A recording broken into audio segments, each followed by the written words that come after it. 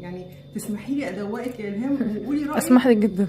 وقولي رايك عشان الناس تبقى عارفه انطباعك عن اول تشيز كيك فرن اعمله. بصوا بقى الجمال، دوقي كده بسم الله.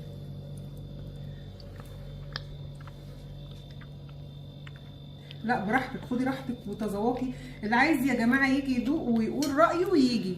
تحفه، احلى من كل الكافيهات اللي دقتها قبل كده. حبيبتي حبيبتي يا شيف الهام شيف والله مش ربنا كلمه. يكبر بخاطرك. حبيبتي والله يا الهام. تحفه. سامعين؟ تحفه. جربوا بقى الطريقه دي ان شاء الله تعجبكم. بصوا دي اول مره اجرب التشيز كيك المخبوزه في الفرن، وبصراحه طلعت تحفه، احلى من اللي بناكلها في الكافيهات بره. كل اللي انا عملته ان انا استخدمت 400 جرام بسكوت. انا خدت هنا 3 بواكي، ومفروض ان انا هاخد ازيد شويه من النص، لاني كل باكو دول 100 جرام و10، يعني 110 جرام اقصد. فبصوا هبقي بس من الباكو الرابع ده شويه كده، حوالي 40 جرام بس. خدت بقى ال3 بواكي يعتبر ونص وزياده شويه، حطيت عليهم معلقه سكر، واحط عليهم كمان معلقه فانيليا سايله صغيره مش كبيره، ممكن فانيليا بودر اللي متوفر بقى عندنا.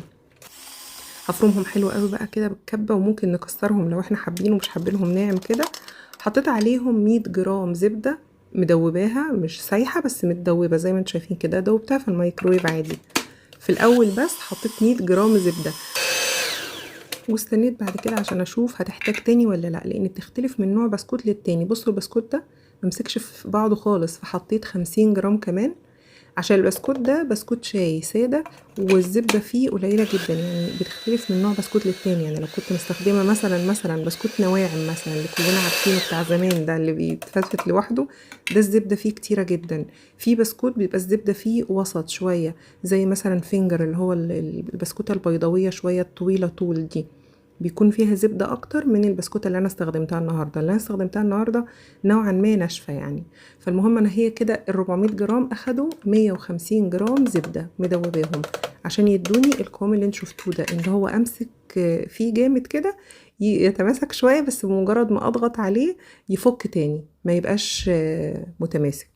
هفضي بقى كمية البسكوت في الصينية اللي أنا هعمل فيها. الصينية دي مقاس 24، يعني ده المقاس الوسط، يعني لو عندكم الطقم اللي هو 3 أحجام ده الوسط، وبالتقريب كده هي دي مقاس 24. هحط البسكوت بقى كده، هفرشه حلو في القاع، وهعلي شوية من الجناب. يعني بصوا أنا عملت له حافة كده من الجناب اهو، ظبطتها وخليتها بقت بالشكل ده.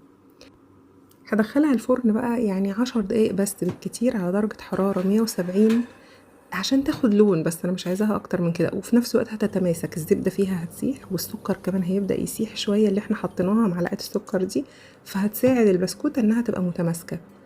بس انا مش عايزه منها اكتر من كده. بصوا 10 دقايق على درجه حراره 170 اخدت اللون ده. هستنى عليها بقى تبرد شويه، وبعد كده اغلفها من بره بالفويل، لان بصوا دي الصواني اللي هي ليها كليبس كده من الجنب اللي هي بتتفك، فبيبقى فيه اطار من تحت كده، لو دخلت فيه ميه هتخش بقى تبوش البسكوت وتعمله كده زي العجين، فاحنا مش عايزين اي ميه تخش جوه. فبصوا قطعنا ورقه فويل وبدانا نعمل فيها كده اهو، الجناب الطويله دي بقينا نتنيها لجوه كده، والمهم ان يبقى من تحت كلها مقفوله بحيث ما يدخلهاش اي ميه بقى من بره. هنبدأ نجهز بقى الخليط نفسه بتاع التشيز كيك ده. نص كيلو، نجيب نص كيلو جبنة كريمي ناعمة، المهم ان ما يكونش ليها طعم، ولا بالبسطرمة ولا بالزيتون ولا بالشيدر ولا بالبابريكا ولا الحاجات دي، لكن لو بطعم القشطة هيبقى حلوة جدا. سادة حلوة جدا، مش هتفرق على فكرة نوع غالي او رخيص، يعني النوع اللي انتوا بتحبوه استخدموه. انا استخدمت هنا علبة زبادي وزنها 180 جرام، هي بديل للسور كريم، يعني هو المفروض نستخدم في الوصفة دي الأساسية بتاعتها اللي هي بتاعت نيويورك بقى الأصلية، بيستخدموا فيها السور كريم، بس أنا حطيت البديل علبة زبادي 180 جرام. هحط دلوقتي 3 بيضات، يفضل ان كل بيضة نكسرها لوحدها عشان لو في قشرة صغيرة نزلت مخدناش بالنا، لو في اي حاجة في اي بيضة مش تمام هنستبعدها عشان ما تبقاش بوظت بقية الخليط.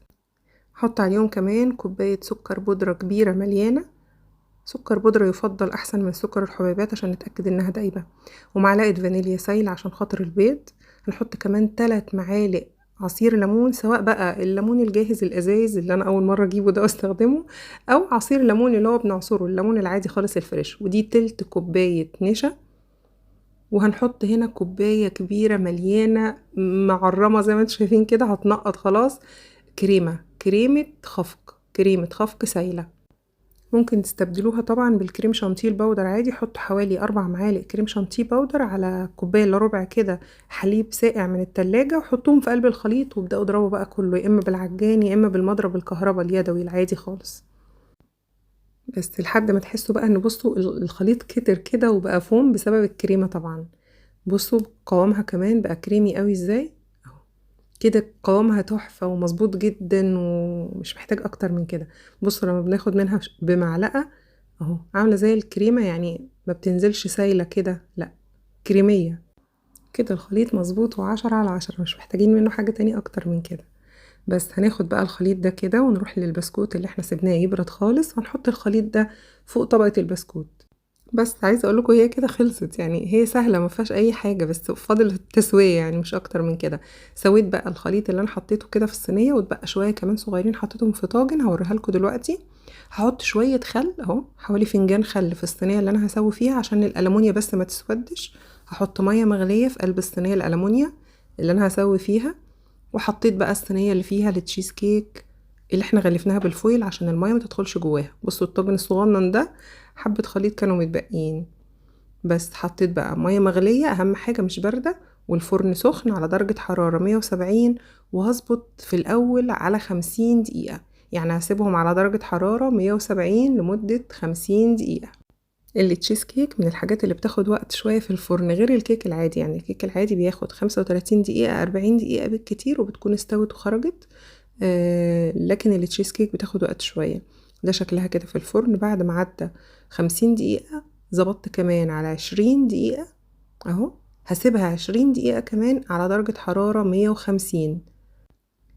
بعد كده هلاحظ انها بدأت تاخد لون اكتر. بصوا هلف الصينية بس عشان كانت لون من مكان او مكان لا، بس الطاجن الصغنن ده انا شايفاه خلاص هو تماسك واخد لون حلو فخرجته لان الكمية كانت قليلة.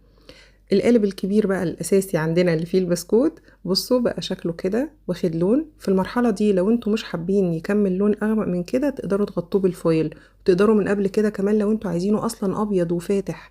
يعني هو في الاساس في ناس اصلا بتحبوا الوش بتاعه زي القلب من جوه ابيض، فمن البداية خالص بنغطيه بفويل. هسيبها كمان 10 دقايق لاني لما هزيتها شوية دلوقتي لقيت ان القلب من جوه لسه طري. بس انا كنت هنا بقول لكم اني عشان افتكر اقول لكم يعني ان نقدر نغطيها بفويل عشان تفضل بيضة. بصوا خلاص بقى في المرحلة دي كانت استوت حلوة قوي. طفيت الفرن وهسيبها كده لمدة ساعة كاملة جوه الفرن وهو مطفي. انا ما بسيبش الكيك العادي خالص على فكرة اللي هو كيك الشاي ولا حتى الاسفنجي بتاع التورت في الفرن بعد ما بطفيه، لكن التشيز كيك من الحاجات اللي لازم وضروري نسيبها في الفرن لمدة ساعة لحد ما تهدى شوية وهي جوه الفرن والفرن مطفي. طلعتها دخلتها استنيتها تبرد، دخلتها التلاجة مش اقل من 4 ساعات، او لو احنا بنعملها الصبح بدري نسيبها لحد بالليل، او لو احنا بنعملها بالليل نسيبها لتاني يوم الصبح. يعني كل ما بتقعد في التلاجة وقت اطول بيكون افضل بصراحة، بتبقى متماسكة كده وماسكة نفسها وحلو.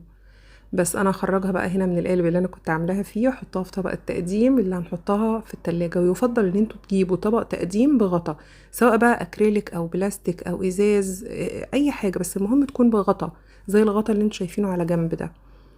ما بتخليش الحاجة تنشف مهما تقعد، يعني لو حاجة قعدت اكتر من يوم، لو عدد الافراد مش كتير عدد افراد الاسرة ما بتنشفش بقى. بصوا بقى انا قطعت اول مثلث شكله تحفه. للامانه انا عايزه اقول لكم حقيقي هي طعمها احلى فعلا من اللي بتاكلوها في الكافيهات.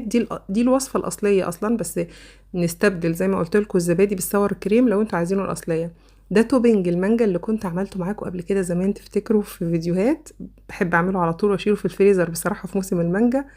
والوصفه الاصليه بتحط لها يا اما توبنج فراوله او توت احمر. اللي انا بحطه دلوقتي ده توت احمر بس ده جاهز من عند محلات مستلزمات الحلواني، بيكون طعمها تحفه معاه. بصوا بقى شكلها من قريب تحفه للامانه، احلى من اللي بتاكلوها في الكافيهات، ودي الطريقه الاصليه. بس تبدلوا بقى الزبادي بالساور كريم لو انتوا عايزينها اصليه الاصليه يعني بحذافيرها. بس اللي مش متوفر عنده طبعا يقدر يحط الزبادي زي ما انا حطيت. بصوا هنا موهومه بطعمها، بقول لهم تحفه احلى من اللي دقتها في الكافيه، عشان كنت في مره في القاهره دخلنا كافيه يعني معين فطلبنا تشيز كيك، فكانت حقيقي للامانه دي احلى منها. جربوها في البيت وانتوا هتأكدوا بنفسكم انها احلى من اللي بتاكلوها في الكافيهات لانها متكلفة كمان. بس يا رب يكون الفيديو عجبكم، يا رب تكون الوصفة عجبتكم، جربوها هتدعولي، مش هتندموا، مش هتقدروا تاكلوها بره بعد كده. اسيبكم في حفظ الله واشوفكم ان شاء الله في فيديو جديد، واقول لكم السلام عليكم ورحمة الله وبركاته. مع الف سلامة، بحبكم جدا في الله.